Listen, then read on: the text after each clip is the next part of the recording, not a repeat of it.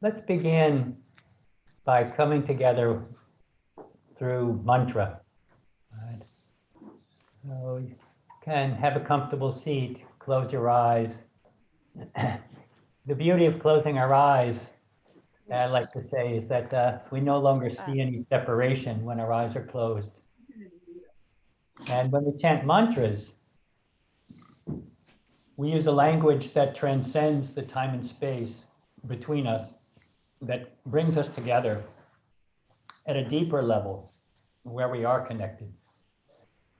Have a straightening of the spine, a rebalancing of the body, widening of the shoulders, and a deepening of the breath.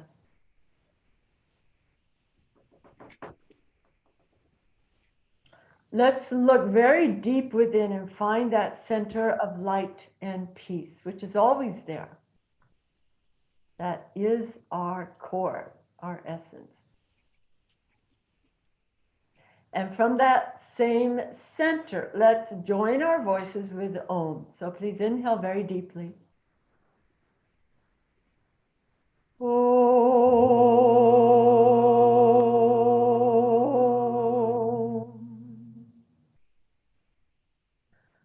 My name is Ramananda. I probably know many of you.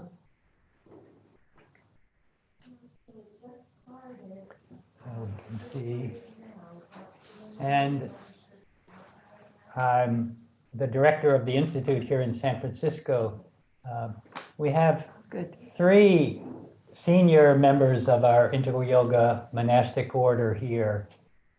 I'm going to introduce the other two swamis, Swami Divyananda, Swami Hamsananda. All three of us will speak for a few minutes, and then we'll open the floor to questions.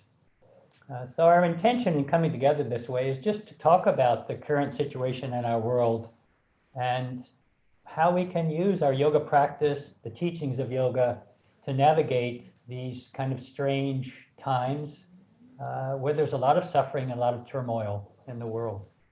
So please, any kind of question you might have about the spiritual life in a time like this, feel free to ask. But let me give a little introduction. Swami Divyananda, here on my left, first began her yoga career moving into her yoga life, moving into the Institute here in San Francisco in 1971. Right. Actually moved into Berkeley. Oh, into the Berkeley Institute. 72. 72. Hamsananda moved here. We came at exactly the same time. Hamsananda here and Divyananda That's right, in across Berkeley. the bay. And Divyananda served as the director of the institutes in Los Angeles, here in San Francisco for many years. She served as a manager at our ashram in Virginia. She served as the director of our institute in Coimbatore, India for about 10 years. And now she travels all over the world teaching at various times. At least she was until the pandemic hit. So she's one of our most widely traveled swamis and one of our most versatile. She can train a number of different trainings. She gives all kinds of workshops and guidance, counseling. Many people know her from these tours that she gives called Sacred India Tours. Yeah. Where she takes a group of people on a spiritual retreat and tour of India. A lot of people here know her that came. way. Yogeshwari always helps me. Janaki and Haini came. Maya probably came once before. Yeah. So a lot of you may know her from those Sacred India tours. And we're fortunate here in San Francisco, she got trapped here with us. I'm the luckiest. What better place to get trapped? So I'm under house arrest. We benefited from her presence in so many ways. Swami Hamsananda, it's interesting the parallel. She also began her yoga experience moving into the Institute here in San Francisco in 1972, right? And she's also served in our centers in LA, here in San Francisco, in Connecticut for many years, in New York Institute for many years, and now she lives at our ashram in Virginia. And she has this unique position of being someone who transcribed Gurudev's words when he spoke like at a program. She's transcribed them for over 20 years. So she knows the teachings inside out by having communed with them in that form for many years. And she put together one of the most appreciated books within the whole Integral Yoga organization called The Golden Present, that has a daily reading of these teachings from her experience transcribing them. So her work has brought benefit, touched the hearts of many, many people. And she's known as a Swami who's so naturally humorous that even when she tries to be serious, you can't help but laugh. She's much beloved. And she has on the Yogaville website, she has an online program that you can go to and take at your own pace, a series of recordings of her talks. So you can check her out on the Yogaville website. Jai Hamsananda. Then I think I know many of you. I'm the director here at the Institute in San Francisco. I've been around not quite as long as these other Swamis. They took their sannyas vows, their monastic vows in 1975, and I got involved even later than that. So I kind of look up to them as my seniors and mentor, and learned a lot from them myself over the years. So we'll each just speak for maybe 10 minutes, 15 minutes, and then we'll open the floor to questions. And I asked Swami Divyananda if she would speak first. Happy to go. I want to mention also that Hamsananda and I have had parallel paths. She was the director here, she was the director in LA. We've often worked side by side, and we were both named about 20 feet from where I'm sitting, out on the front steps. It was Kashavadath that named us at Gurudev's request. So, yeah, I feel honored that Hamsananda, I'm honored to be in this program with Hamsananda and Ramananda Knight. He's a very great soul. I feel so lucky to be here at the Institute. And I'm really honored to be here in front of all of you. I see so many, many great, great, great souls. And that's where I want to start. Our Guru has given us not only teachings, but Sangha. He gave us each other. And we all carry some small part of who he was. I bet if we brought all his children together, we would find his own face and form in front of us. We carry a small speck of him. Sometimes it's pretty small, but it's there in all of us. We carry a bit of his wisdom. And somehow I believe the Integral Yoga Sangha is a great force field, which has brought so much good into this world. And it's such a comfort to know that we have teachings that will guide us through any situation. Now, our country is in great distress. Of course, we have Spain and Brazil and Finland represented here, but US is the leader of the pack. We have the worst problem, I think. But you know, when you look at it in context of what has been happening throughout world history, it's not much more than has happened. I was just speaking with my friend Tobias. She's just out of sight over here. And apparently when Lincoln was elected, there were so many assassination threats that they thought he wouldn't even actually make it to office.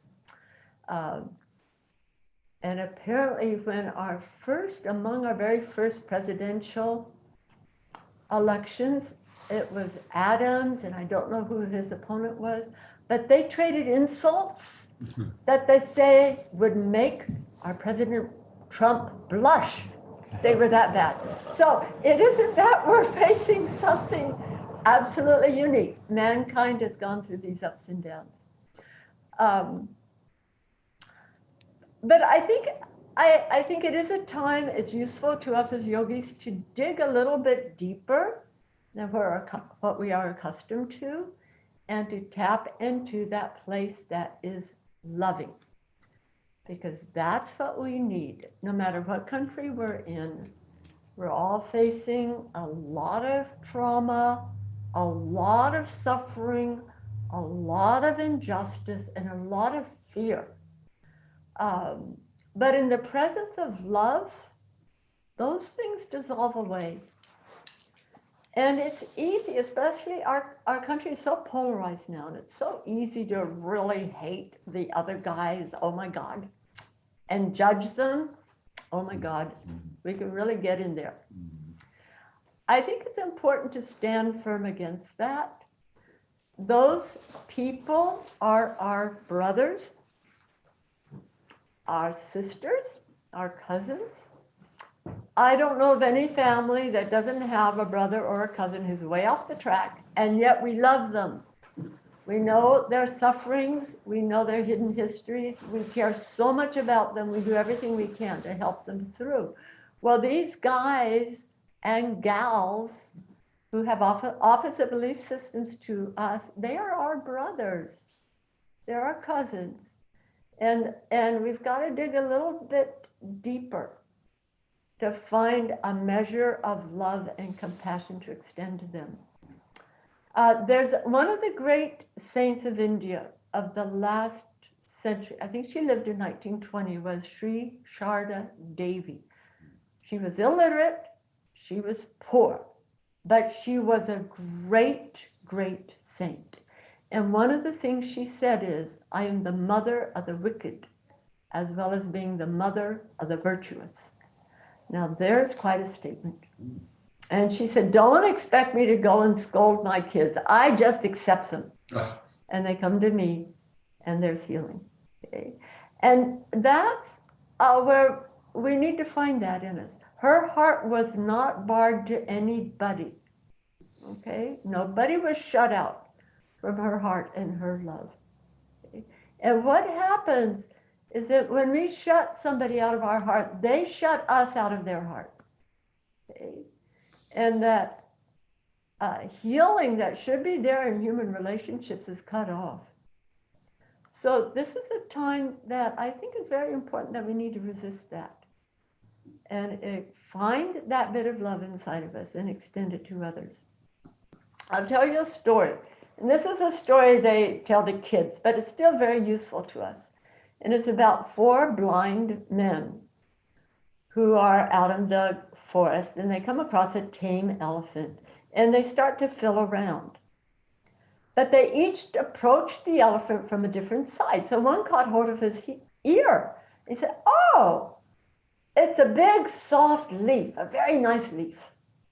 But another one has caught hold of the leg. He said, no, it's a big tree trunk. And another one has the tail and says, what do you mean? This is a rope. I don't know what you guys are talking about. And another one has the trunk and says, it's a hose. And they're fighting. They say, how? What do you mean it's a tree trunk? It's a rope. Like that. They're fighting. But somebody comes walking along who has sight. He says, hey, wait a minute, guys. Slow down. Let's take a look at this. And he said, each and every one of you is absolutely right. Okay? But you're not seeing the whole picture. Now let's look at the whole creature, animal, tree, whatever, and see what all its composite units are. And unless we open our hearts, we won't be able to see the whole picture. Okay? That's, in a way, that's what we are doing with ourselves. When we take that position of judgment, we're not hearing the other person. It was Alan Alden. He talked about the creative process in doing screenwriting and acting. And he said, you have to listen with a willingness to let the other person change who you are. That's quite a statement. But he said that openness, that willingness is necessary for them to together tap into their creative talents and join their talents. So we need lots of creativity, lots of talent, and the willingness to be inclusive, to see what the other person sees, hear what the other person says, consider what the other person believes. So, and one more thought. You know, we all know what 20/20 vision is. That might be American terminology, but 20/20 is considered perfect eyesight. Okay. Well, we're failing the test. It's 2020, but we tend to get very entrenched in our viewpoint, myopic, tunnel vision. So the opposite of perfect eyesight. So it's all part of opening up, opening, embracing. And love will make it possible. Okay? Love will make it possible to reach through these judgments that naturally come up in our minds. And where do we get that love? Okay, because we look around us, oh my God, nothing but panic and violence, yeah, and suffering. You get it inside of you, and it might mean that you need that all of us, I can't say you, we need to make the effort to go the extra mile, to go deeper, to tap into that reservoir, which is already there, which is light and love. There's a line, and I don't know what scripture it's from, but it's a single line. The happiness of the yogi is a happiness not based on conditions. Okay, so I've been thinking a lot, oh my God. The happiness of the yogi is a happiness not based on conditions. Now that means it's not based on externals. When they say conditions, it's not based on externals. It's a happiness that can be tapped into no matter what our externals are. Okay? And that's the hallmark of the saint. We saw it in Swami Satsang, actually. He made mistakes. He goofed up. He would call me Vidyananda. I think I was from LA when I was from San Francisco. I mean, nothing major, but he made mistakes. He actually closed 4 ashrams. Did you know that? We could say 4 ashrams failed. He never saw it as failure, and it never made him downcast. His source of joy was inside of him. It was not dependent on externals. Okay? That's what we're looking for. We tap into that. We bring that into our community. And that's the essence of Swami Satsang brought into the world today. And so we all have that. We have that capacity. We have that force field. We have each other. And when we see the great examples of each other, this amazing soul here, he didn't introduce himself, fell down on the job in that aspect, but this is a glorious soul. We have each other for support and for inspiration. And holding on to those examples, we can face anything that comes in front of us. So let's soldier on, great yogis. Mm. And I pass the baton to my twin, Swami Hamsananda. And to me, everything that happens is God's will. Mm-hmm. Everything. And that's what I base my life on. Because what is going on now is fear. That's what it is. It's fear-based. So you look at yourself and you say, what is this? And you look at this and you look at that, and this is happening, and what if this, who's going to be the president? What will our life, all these things. And the only problem, if there is a problem, is because I want it to be a different way, and it isn't that way. And, or I'm not enlightened yet. I haven't realized my true nature. Therefore, and that is what the fear is. And there is no shortcut. There is a grand theater going on right now. It's theater. I've never said that. We all have our parts to play in the theater. Everyone and every creature. And by virtue of our being together today this way, we're so fortunate. We've worked hard for so many lifetimes to get where we are today on our spiritual journey, on our path. And this, what is coming to each one of us and everyone in the world, is where every soul, whether consciously or not, this is our spiritual path. This is my way to God. This is your way to God. Exactly the way it's happening. Like it or not, whether I'm being dragged kicking and screaming, or whether I can let go and just say, Hari Om.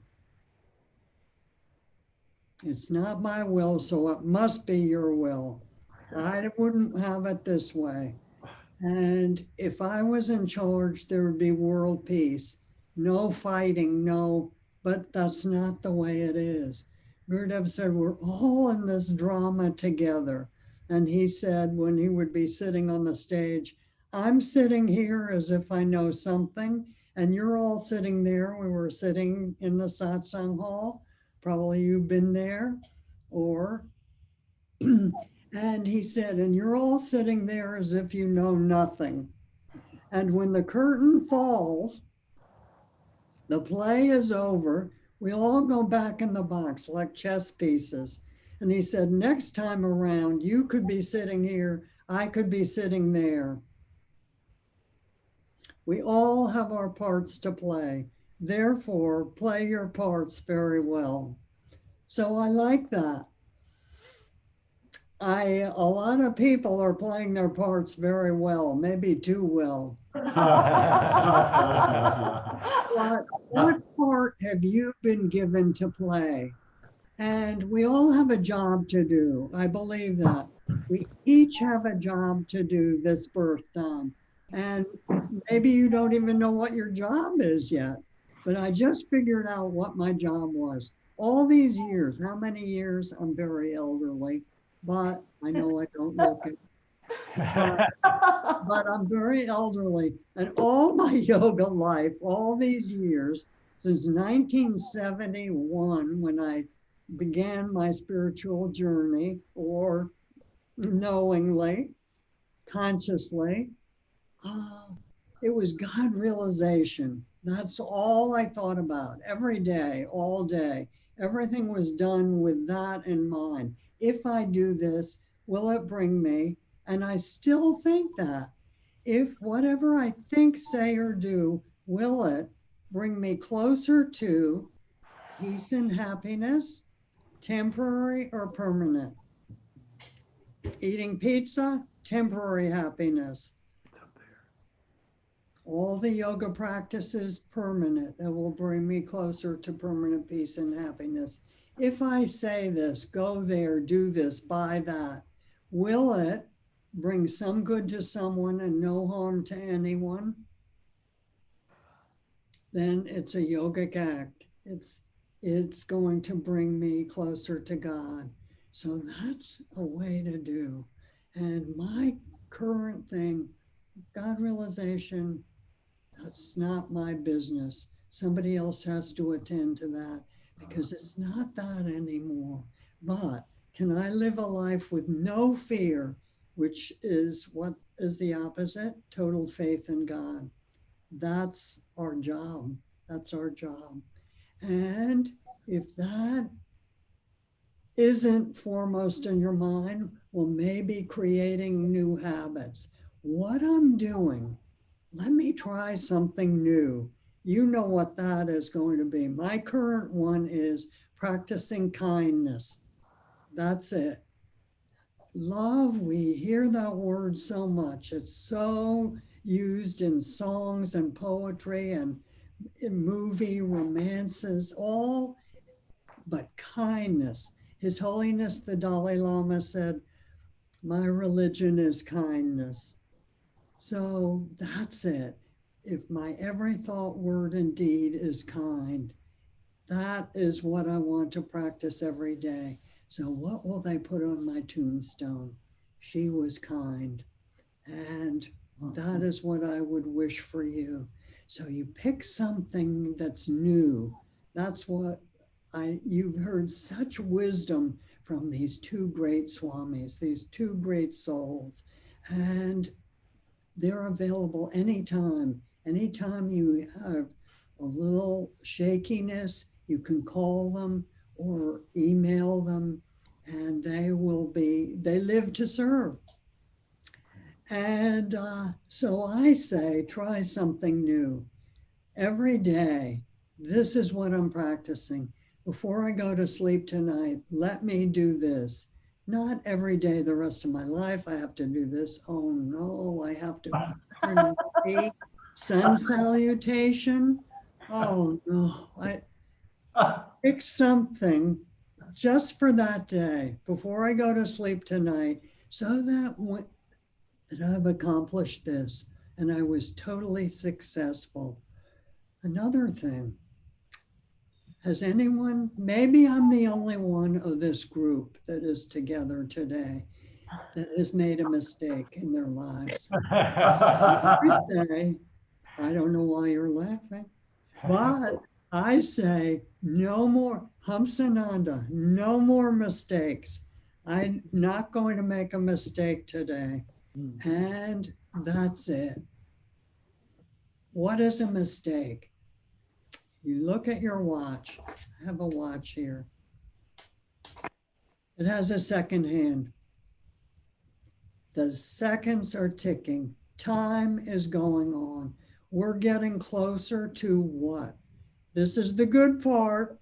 We're getting closer to realization of the true self.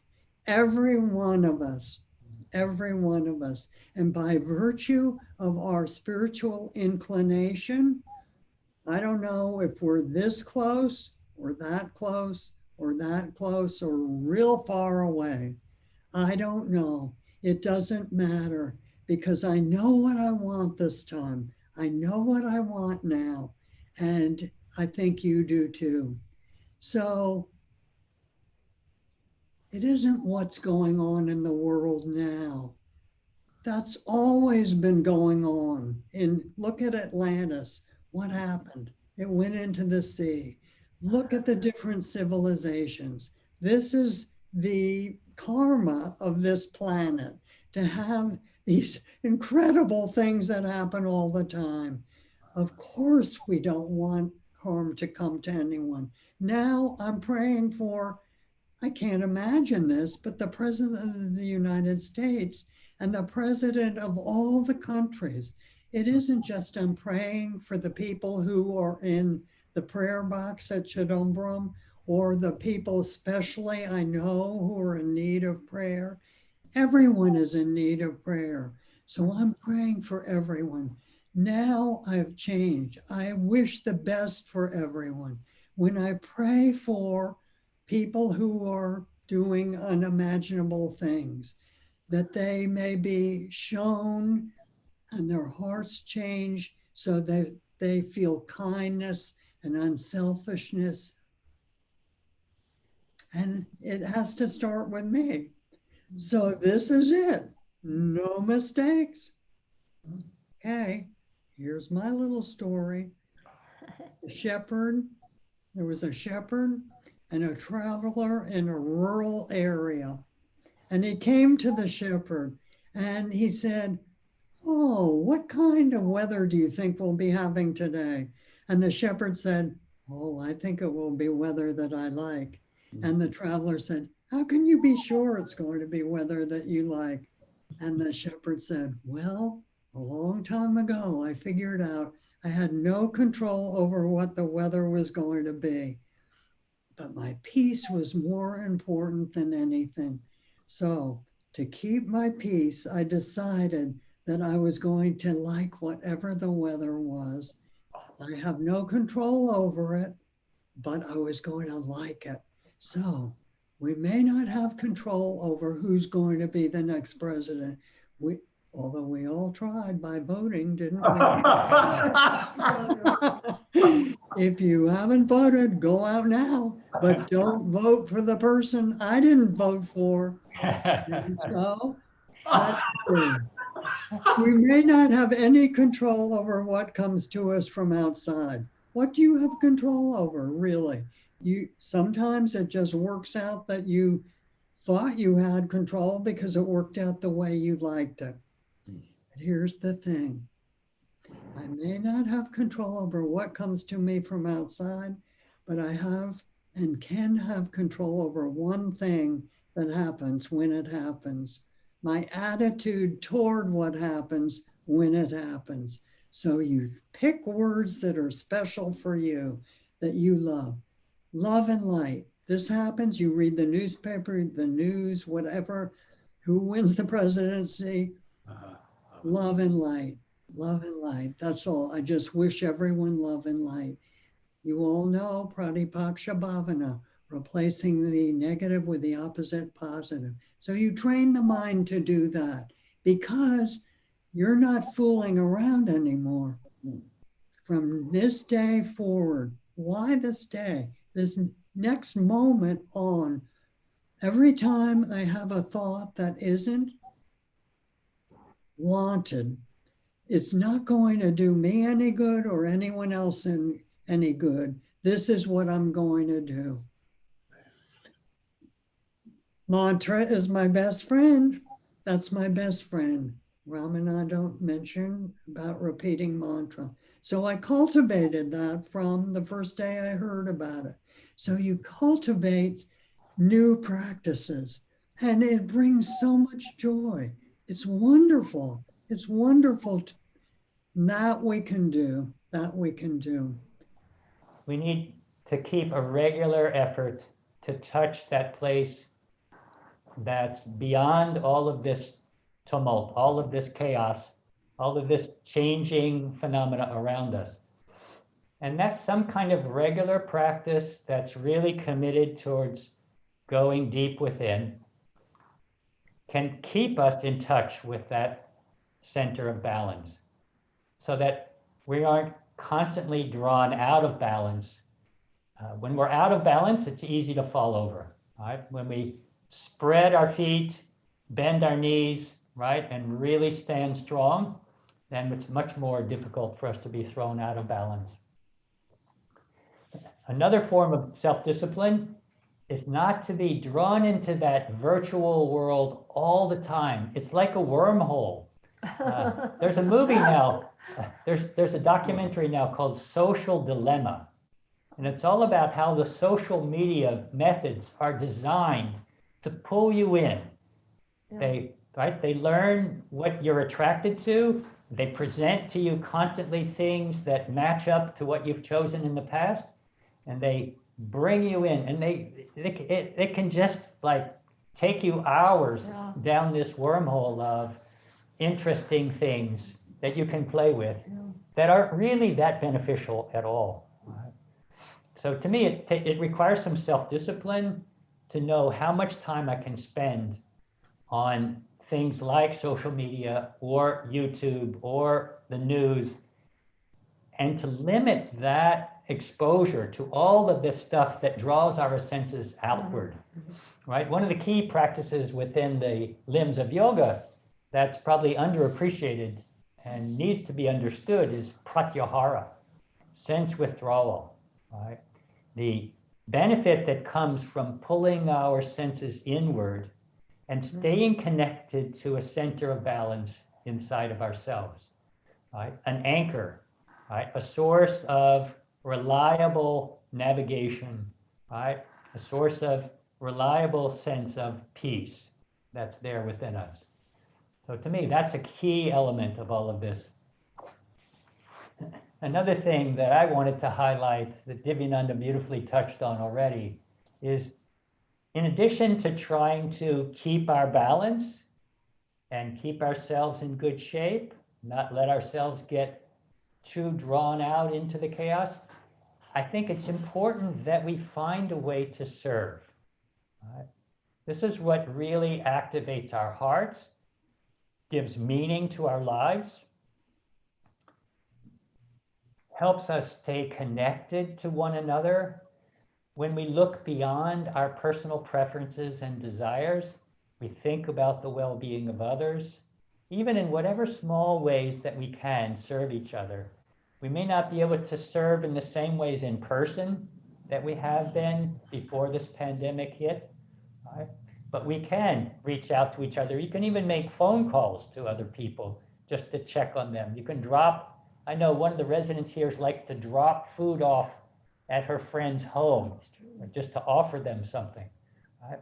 Just thinking about the well-being of others and doing what we can to serve each other is of service to ourselves as well. It keeps our hearts open.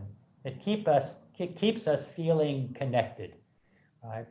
It overrides that tendency to get obsessed with what's nice for me and to get too kind of me-centered in our thinking. The opposite of me-centered is we-centered. Right?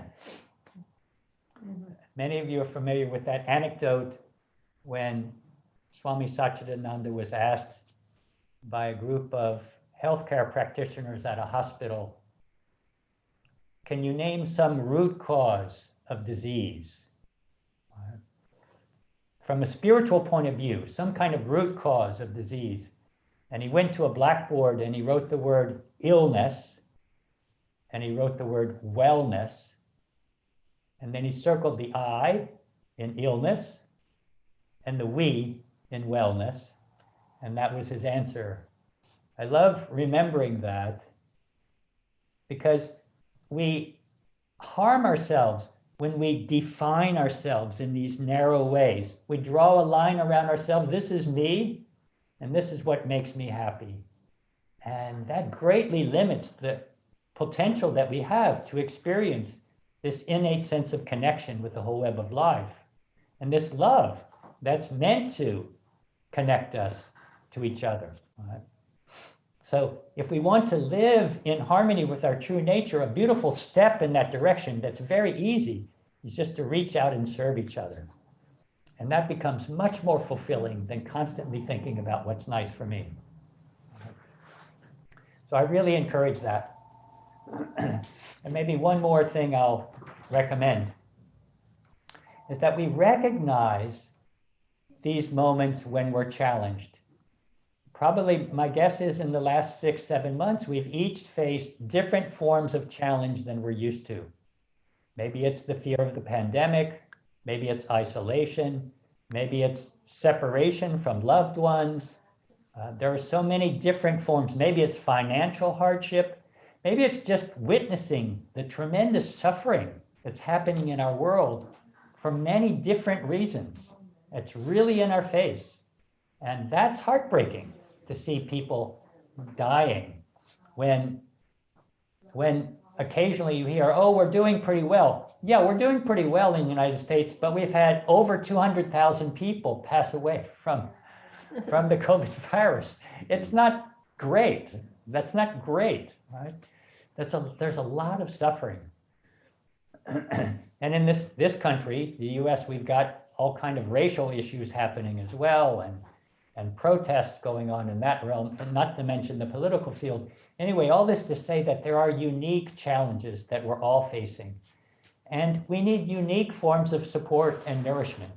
Right? So I like to recommend that everyone be clear about what nourishes you beyond your own meditation, hatha yoga practice, which I really recommend.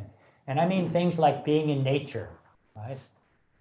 The blessing of nature is that it is peaceful already. And just to be in nature itself, right, is a source of unchanging peace and a natural sense of, a natural form of nourishment, right? The energy, the vibration that we pick up, that's receptive, that doesn't bombard us with messages, that receives and welcomes us, right?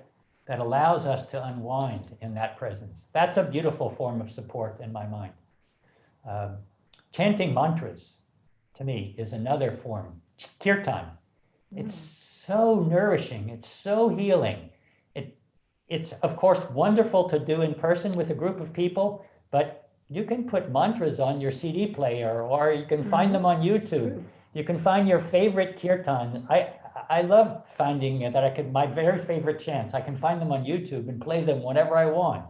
I don't even have to look at the picture. I don't have to look at my computer. I can be reading my book with my favorite mantras going in the background. We're fortunate here to have a wonderful kirtan leader, Astrud, chanting with us here in person. And it's so healing and so uplifting, and it's so fun. So it's not another form of discipline, castor oil face. It's just enjoyable. So there's another form of nourishment. One more that I'll mention, and everyone has their own unique form of nourishment, but another one that's great for me is Yoga Nidra. I just love my Yoga Nidra practice. And even when I don't feel like meditating, I can get myself into that position and allow myself to let go completely, and meditate on encouraging each part of my body to soften. And that's beautifully healing for me. I see that many of the people in our intermediate TT group have pets.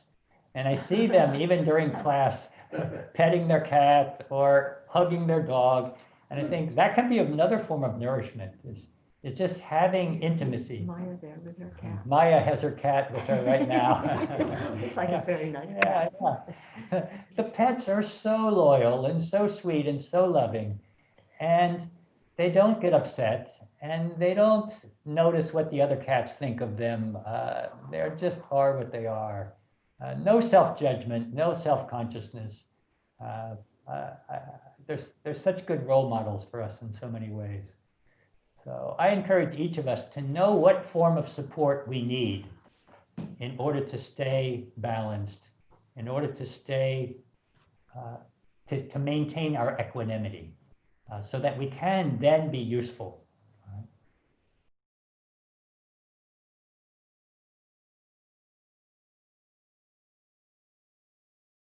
I think when I look at myself, I think I just remind myself we're connected to worldwide anxiety, worldwide.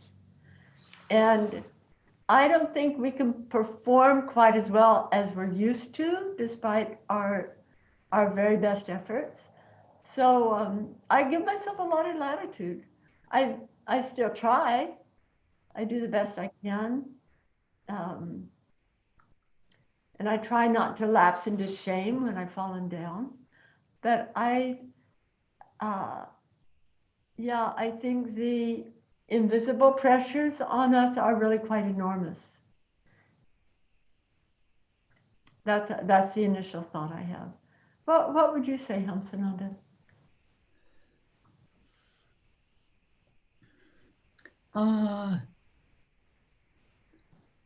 I think thinking of things that you haven't, ways of explaining what's happening and what you're thinking of different ways, coming at it from different angles.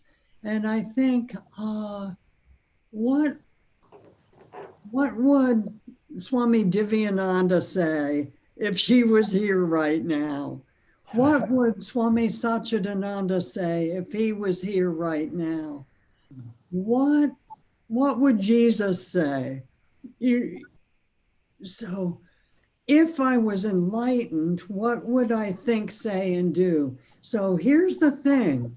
I think that if each one of us could ask, you can ask yourself, and we could all say this, maybe there isn't time for that. But if somebody asked you the same question or brought the same situation up to you, how would you answer? What advice would you give? And you know the answer. It's just that it's not so easy. And I feel that we all somehow are alive at this time on this planet.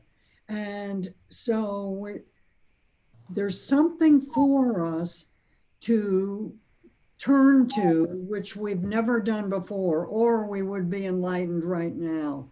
So there's still some work to do. So I want to, and this is what I really think, which is to find new ways or practices. And so Gurudev even said one day on the stage at Satsang, and he said, Don't put your faith in fear, put your faith in God. God knows what to do, when to do, how to do, and where to do, and it's all for good. You may not see the good right away, but ultimately it's all for good. So my way is to tell you now. So who made us come together today? Who asked me to join this program? Why did you choose to be here at this program? So there's something today that is for you that can be life-changing. Maybe nobody else, but maybe just one person. And that was enough. And that was the purpose. So everything is a grand plan. And I say, in a little amount, or just taking baby steps or bigger steps, whatever it is, putting your faith in God. If that's not your way yet, make it your way, because I think that's our way out of fear and out of the troubles.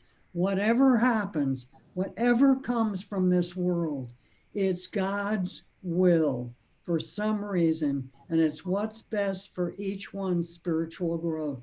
So your answer, you pray, Heavenly Father, I feel a little funny. I don't know. This is a little not my usual way of attacking problems, but here I am, and I have this problem, and I need your help. Please show me what to do and how to face this problem and overcome it. And if I don't, I'm not going to stop my prayer. I'm going to keep after you.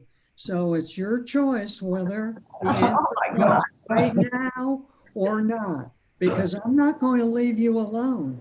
And you're going to get tired of my being after you. So why don't just get it over with now and give me the answer to my prayer. And you have a beginning or an intermediate or an advanced relationship with God. And that's my way. That's my way, and that's my advice. And one other thing, I'm on a roll now. One other thing, which is that if I had no other thing to say to you in my whole life, what advice would I give?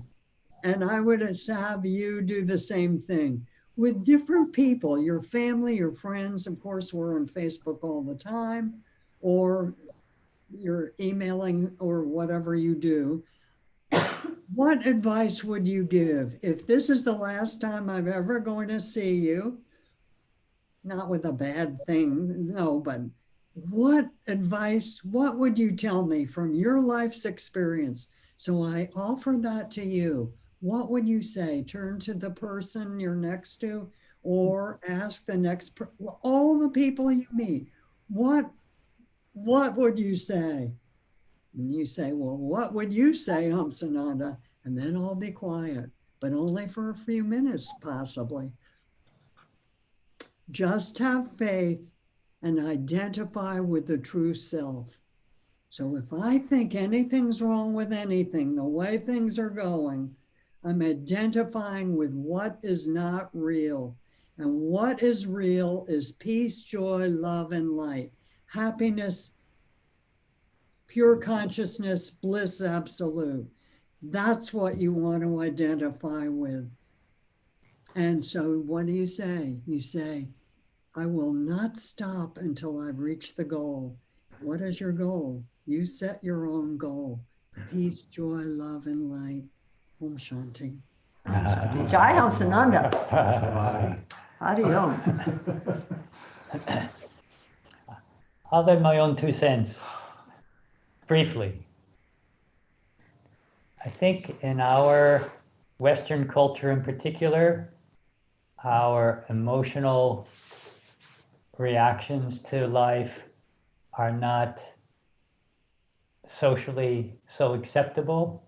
There's a tendency to even unconsciously repress our emotions because they don't make us look good. They can be considered a sign of weakness, even spiritually a kind of defect or shortcoming. So I think there's an unconscious tendency to avoid uncomfortable emotions, anxiety, depression.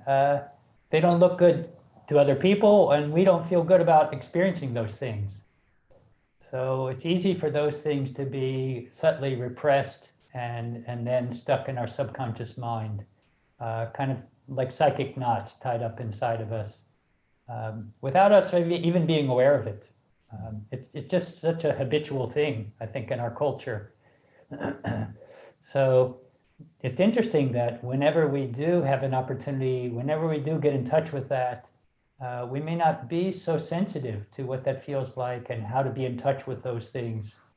Well, I think the main thing I would encourage is for all of us to be really welcoming to our emotional experience. It's a natural part of our human reaction to what's happening, and we can learn a lot from our emotions. They're a form of education. They're teachers for us. Because anytime we experience fear, anxiety, depression, it tells us something important about ourselves. It exposes to us where we are depending on something outside as a source of reliable happiness or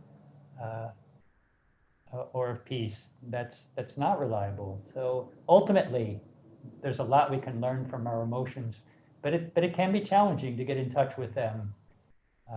One psychotherapist, some of you would remember Purusha Hendrickson from way back in the integral yoga tradition. He told me once, you should use a journal and allow your emotion to express itself in writing. So ask your emotion, what do you have to tell me?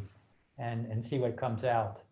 So it's just a possible way that could be helpful to get in touch with something that we're out of touch with by really welcoming it, inviting it into our lives instead of being afraid of it or repressing it in some way. I think it was Divyananda that said not to be ashamed of what we're feeling. It's a natural part of human life, and it's healthy to have these emotions that are teachers, rather than to think of them as something wrong or unhealthy or defective. Ramananda, may I add one thing? Please.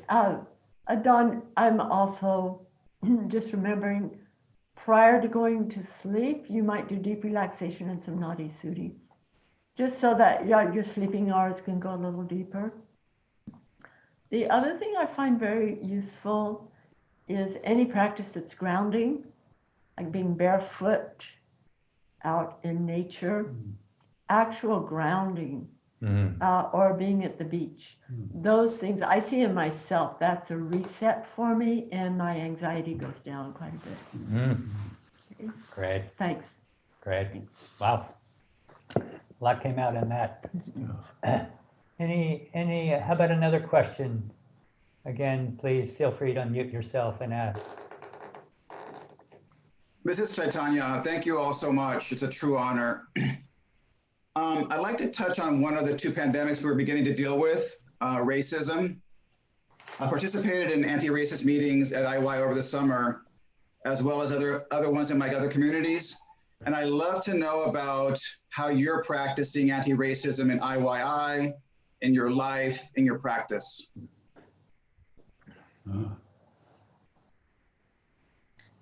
Good, thank you.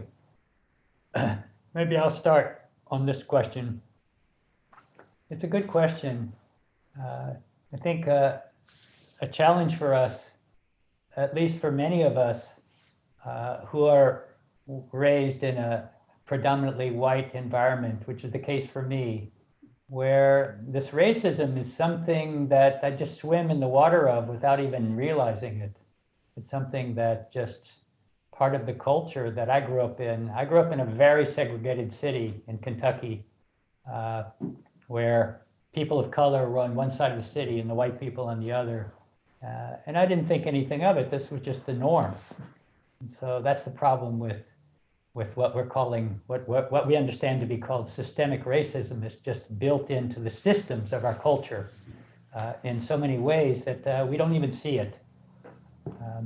So I know I can speak to this a little bit in that representatives from our ashram in Virginia, the headquarters of Integral Yoga, and of our institute in New York, the New York IYI, and a few board members from our San Francisco Institute. We've been meeting regularly to share information, to inspire each other. We're all looking towards trainings that we can bring to our staff members just to educate ourselves. I've taken one training so far, and the primary training, the primary work that I'm doing so far is just to try to develop awareness where I haven't been aware of how I may be complicit or unconsciously participating in racism. Certainly, the Institute here, many of our teachers and our board members are all white, and that's not going to be very welcoming for people of color. So that's something we're looking at. We're even talking about doing a yoga teacher training next year that's only for people of color. It's something we're considering. So that's a few things that we're doing. We're trying to bring in more presenters. Right now we have a scripture study going by one of our board members who's an African-American woman.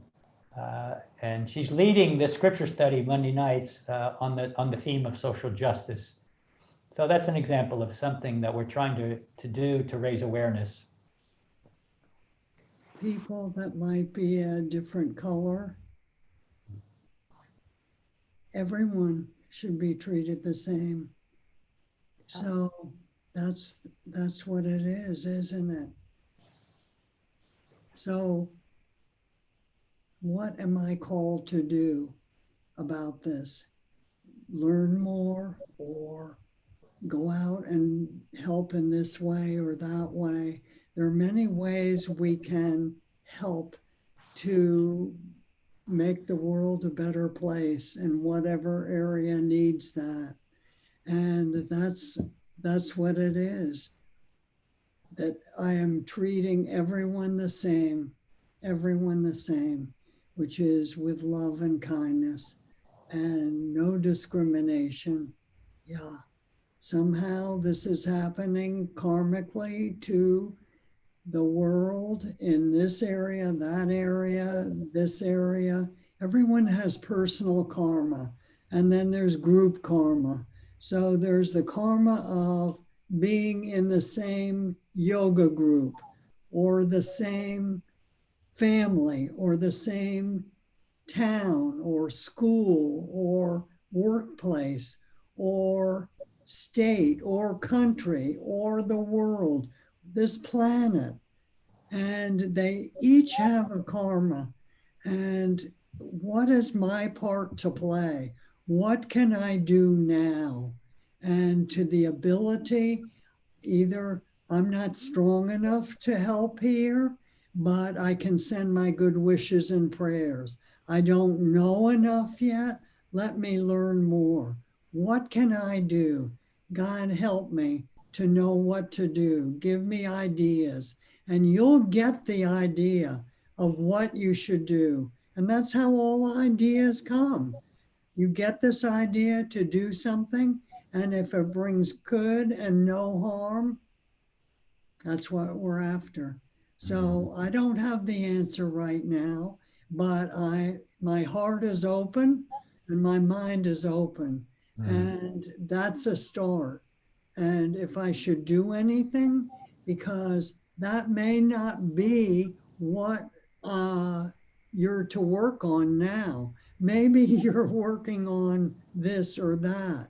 And that's all I could say. And praying all the time, because prayer can change. My heart will be open when I pray. And I just want to have an open heart to everyone and everything.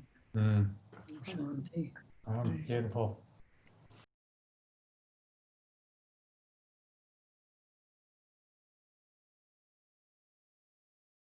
It's there, Trevor. It's absolutely there. All you can do is be an example. and, you know, find where you can reach out to somebody who's been exiled or judged, or has received the brunt of somebody else's anger. We can't go around and lecture, even especially not to members of our family. I would just say do what you can within your own sphere of influence, within your own acquaintances. That ends up being more powerful. And I'm also a very deep believer in the invisible relationships. As I was saying to Dawn, we have a lot of invisible influences on us. And just the fact of being dedicated to being the presence of love, compassion, understanding, and tolerance will increase the presence of those qualities in other people. There may be nothing in your speech to reflect it, but if it's there in your heart, then it will influence others. You know, that's the best thought I can offer you now. I can share a thought Yes. on this topic, that when two points of view seem in conflict, usually each person is kind of digging into their perspective and just trying to argue more intellectually and more cleverly and more convincingly or more aggressively. But when one person really opens their hearts and embraces the point of view of another person and really like takes it in, there's no more conflict. There's no more fight. And when one person really listens actively and reflects, oh, do you mean this? And becomes inquisitive about the point of view of another person, then the whole thing, the whole charge of that interaction diminishes. And the person who is ready to fight for their point of view no longer has anything to fight with, and they're likely to relax. And sometimes they'll even open themselves to hear the point of view of another person. Not always, but sometimes. So that's one thought I have. I'd like to add something, which is that, haven't you heard the saying, whatever the question is, the answer is always love? If I have, you're in a situation, what should I do? What should I say? And you think, if I was loving, I don't feel loving today, but if I feel very loving, but just say, if I was loving, what would I think in this situation? What would I say? What would I do? And you will always have the right answer. Anything thought, said, or done with love is the way to go. And I think we're here on this planet for two things. One is to love and serve the humanity, and the other is to realize our true nature. If there's a problem with anything, I said it before, it's ignorance of my true nature. Between births, I will know what's going on and what this was all about. When I become enlightened, I will know what's going on and what this was all about. But till then, if I don't know what to do, think, should I go do this? What can I say? Another thing is, you're speaking to your friend, your family member, whatever, and you're getting into a thing, and all what our two good swamis just said, and you say, God help me, give me the words to say. I just want to make it so that they feel okay. And what is the secret there? It's because you care about the other person. You care about how they feel. When I finished saying what I have to say, they will feel that I cared about their feelings. And I think you'll be guided to what you should say. And if you didn't say, if you made a mistake, of course, none of us will be making any more mistakes after our being together today. However, I'm going to start again. I'm going to win this war with my mind. And I wish you the best. God, you help me. You know what to say. You know how to make it better. Give me the words that I may say the right thing to help in this situation. I don't know. You know. I can't do anything without your help, but everything with it. Yeah. It's time. Yeah, we pretty much reached the end of our planned time together. So I feel like we could spend another hour and a half and that would be You're fun. right. This is good. But we have to go trick or treating now. East Coast. Let's chant Om together and have a moment of silence together. I think whenever we gather this way, it's a shame not to together support each other in going deeper within. So even though it's just for a moment, let's see if we can allow ourselves to let go of all the thinking. Thinking is all in the individual mind. And sink into the heart where we are connected with each other and just rest there together, feeling this connection and with each other and with the world around us. And maybe our hearts can emanate that love and we can feel that a little bit as well. Let's chant Om, leading into a moment of silence.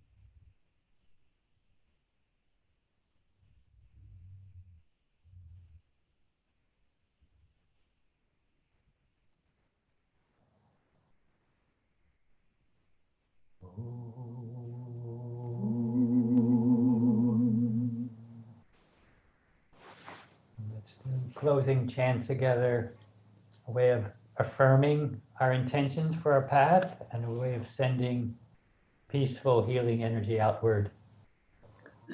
Asato ma sadgamaya, tamaso ma jyotirgamaya, mrityorma amritam gamaya. Om Shanti, Shanti, Shanti. Lead us from unreal to real. Lead us from darkness to the light. Lead us from the fear of death to knowledge of immortality. Om Shanti, Shanti, Shanti. Loka samasta sukhino bhavantu. May the entire universe be filled with peace and joy, love and light. May the light of truth dispel all ignorance. Victory to that light. Jai Shri Satguru Maharaj Ki. Jai.